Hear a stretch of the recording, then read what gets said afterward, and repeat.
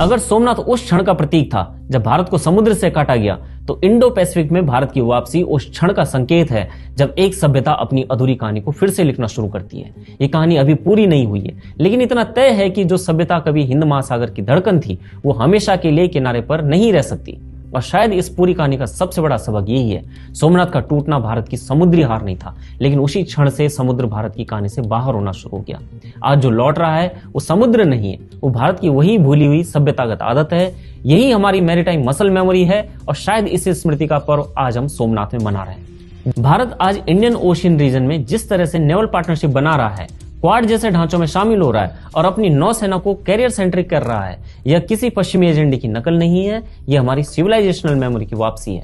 NS Vikrant या अंडमान निकोबार कमान केवल सैन्य ठिकाने नहीं है, वह इस टूटे हुए समुद्री भारत के प्रतीक हैं जो दोबारा खड़ा हो रहा है।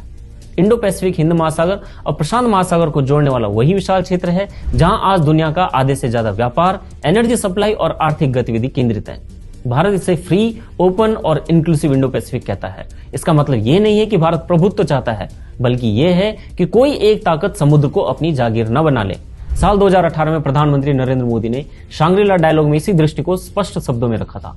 उन्होंने इंडो पैसिफिक को वो जगह बताया जहां सभी देश प्रोग्रेस और प्रॉस्पेरिटी के लिए साथ आ सकते हैं। ये कोई संयोग नहीं है कि भारत आज रूल्स बेस्ड ऑर्डर की बात करता है। उसका सीधा अर्थ है कि अंतरराष्ट्रीय मामलों में नियम चले, मनमानी नहीं। ये वही मॉडल है जो कभी हिंदू टेंपल नेटवर्क में था, जहां व्यापार नियमों से चलता था, तलवार से नहीं, जहां समुद्र संपर्क का माध्यम था, वर्चस्व का नहीं। भारत की कोशिश यही है कि क्षेत्र में शांति बनी रहे, व्यापार बढ़े और कोई दबंगई न करे।